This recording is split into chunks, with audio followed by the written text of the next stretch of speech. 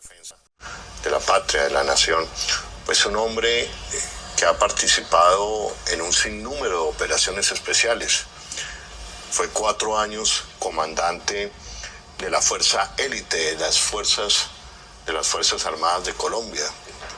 ¿Qué significa esto? ¿Qué es ser comandante de la fuerza élite, General Sánchez? Gracias. Durante los 4 años que estuve en el Comando Conjunto de Operaciones Especiales, que como bien lo describe usted, es la fuerza élite de todas las fuerzas militares, o sea, lo mejor, para enfrentar las operaciones más peligrosas y a la vez más sensibles, pues más que un honor, yo siento que es un voto de confianza y un reto enorme para cumplir esa misión, en la cual no solamente se necesita una capacidad con el mejor entrenamiento, con el mejor equipamiento, con la mejor capacidad de trabajar con todos los sistemas de batalla, sino también que se le entregue esa capacidad a quienes pueden desempeñar un rol con una ética superior. Y ahí solamente vi unos colombianos de la más alta calidad, que ojalá todos pudieran respirar esos valores militares, que es la disciplina, que es el respeto, que es la resistencia, que es el orden, que es el trabajo en el equipo. Y esa capacidad de esos hombres permitió desarrollar muchas operaciones. De esos 4 años solamente estuve 1 año y medio como segundo comandante, aprendiendo muchísimo, pero 2 años y medio como comandante. Durante esos 2 años y medio, algunos conocen la Operación Esperanza o la Operación Perseo, en la cual recuperamos el Plateado, pero son 2 de las 76 operaciones especiales que hicimos nosotros. ¿Se puede hablar o conocer algún detalle general de esas operaciones especiales? Son operaciones especiales. Es decir, como se diría en el argot militar, es un tropero. Yo creo que sí, pero los troperos es un equipo, o sea, mis comandos, que los adoro, que aprendí muchísimo. Algo particular es que uno tiene a veces la soledad del mando.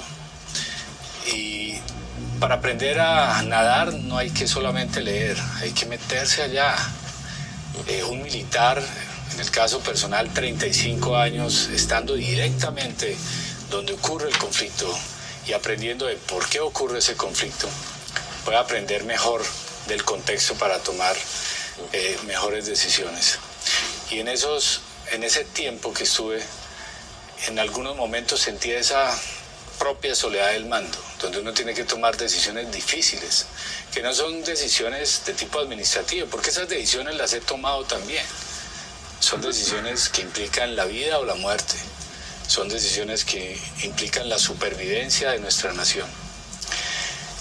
Y en esa soledad hablaba con los comandos y son de las fuentes de motivación más grandes que había tenido. El soldado, el que estaba ya directamente abajo, decía mi general, si no lo hacemos nosotros, ¿quién lo hace? Y es así. Bueno, general, a propósito, algo sé de condecoraciones militares, pero yo estoy viendo usted que ahí tiene, bueno, esa gris, sí, así. Esa es orden público. Así es. Pero tiene 2 de orden público. ¿Usted fue herido en combate? No, tienden a aparecerse algunas medallas, pero la que dice usted que es orden público, que es otorgada a quienes contribuyeron eficazmente en mantener el orden público, que hay algo particular acá. Uno arriesga la vida, va al combate, desarrolla operaciones, nuestros policías entregan absolutamente todo, pero no se les aumenta una bonificación. Nosotros no portamos las armas por gusto propio, sino por lo que defendemos con ella, y vivimos es más del honor. Y es un honor portar una de estas medallas. Y 2 de estas son medallas al valor. Y eso significa colocar la vida de uno en grave riesgo más allá de lo que exige el deber. Y tiene 2 veces la orden al valor. Así es. ¿Por qué operaciones? Fueron unas operaciones en los años 2000, cuando el grupo narcocriminal, que en ese momento existía, de las ya desmovilizadas FARC en su momento, estaban asesinando a unos soldados de la patria, a unos soldados que intentaban proteger una población. Y fue en dos áreas, una fue en el área de Urabá y la otra fue en el área de la Macarena. En el área de Urabá había una desventaja táctica que se produjo por diversos factores propios del ambiente y el contexto del combate, como la meteorología, el terreno y otros elementos. Y llegamos allá, comenzamos el combate, en varias ocasiones nos dispararon, sentimos en algún momento uno de esos disparos, revisamos que estábamos todos bien, que la aeronave estaba funcionando bien, era una arpía, y la misión continúa, hay que regresar al combate, hay que proteger a nuestros hombres. Y con esa acción logramos salvar a nuestros hombres y neutralizar esa amenaza. Y caso similar ocurrió en la Macarena, pero esa fue más extensa. Fue prácticamente desde las 10 de la mañana hasta las casi 8 de la noche. Fue un momento muy crítico. Pero al igual que, por ejemplo, hablan de los espartanos, de la cultura espartana, en la cual lo más valioso era el escudo. Y lo llevaban para cubrir quien estaba al lado. Y la mamá acostumbraba a decir a sus hijos, o regresan con su escudo o encima de él, porque el escudo dependía de la vida del otro. Y eso es lo que hacemos nosotros en esta vida militar y policial. Entregar absolutamente todo para que el otro esté a salvo. Y usted era el piloto de esos, tengo entendido, eran arpías, helicópteros arpías, y usted era el piloto. Así es. Y las misiones que cumplí fueron durante 17 años. Y paradójicamente estuve también en una en el Catatumbo, que fue donde recibí un impacto. Afortunadamente esa bala criminal de alguien que le hace daño al pueblo colombiano, porque qué beneficio les ha traído. Algunos hablan ahí de la revolución, etc. La revolución con las armas ocurrió hace más de 200 años. Las fuerzas militares descienden de revolucionarios, si nos vamos a 1810. Y esos, que ahorita lo ha dicho muy claramente el señor presidente de la República, son carteles del narcotráfico. Una de esas balas impactó en el blindaje y luego en mi pierna, pero afortunadamente no me causó ningún daño. Revisamos y nuevamente continuamos en la acción.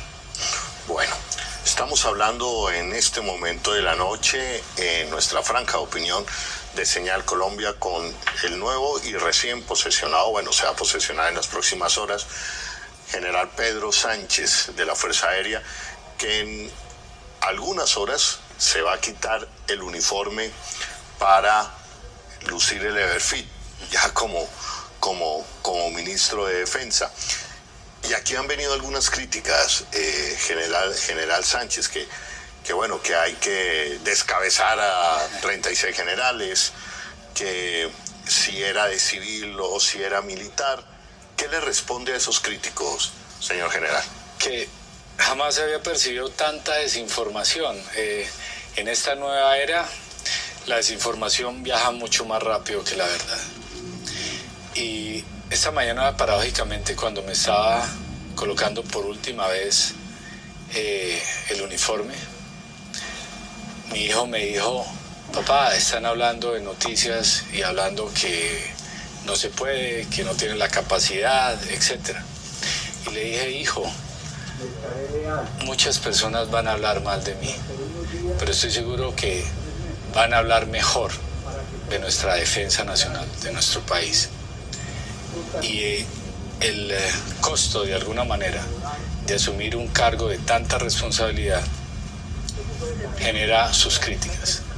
Y bienvenidas, porque así estamos es una democracia. Solo pido que sean objetivas, que no tengan ningún tinte político o ningún tinte personal o de egos. Porque la defensa nacional, como hablábamos con el señor presidente, no tiene color político, tiene sentido patriótico. Yo no soy de ningún partido, yo soy colombiano, dispuesto a entregar absolutamente todo por proteger lo más sagrado que es la vida, y de allí la biodiversidad y el agua, y convertir este país en lo que dice nuestra política, la potencia de la vida. De la potencia de la vida. Entonces, frente, digamos, a esos críticos que se mencionaron ahí, legalmente cualquier colombiano puede ser ministro de Defensa siempre y cuando cumpla los requisitos o la idoneidad para él.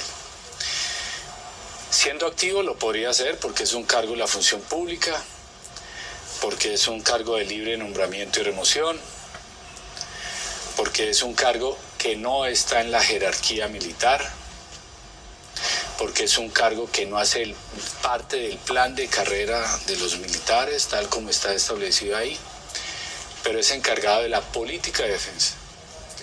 Pero la línea de mando es comandante general de las Fuerzas Armadas, comandante supremo de las Fuerzas Armadas, que es el señor presidente, de ahí el comandante general de las Fuerzas Militares, el director de la Policía Nacional y los respectivos comandantes de fuerza. Y el otro panorama es hacerlo manteniendo esa tradición civilista que se forjó hace unos, o se produjo hace unos 30 años, o un poco más, que es que haya un ministro de Defensa civil. Y también para que de alguna manera mi paso al lado no vaya en contra de nuestras costumbres, nuestras tradiciones militares, que se habla de la antigüedad, etc. Y prima lo institucional sobre mis intereses personales.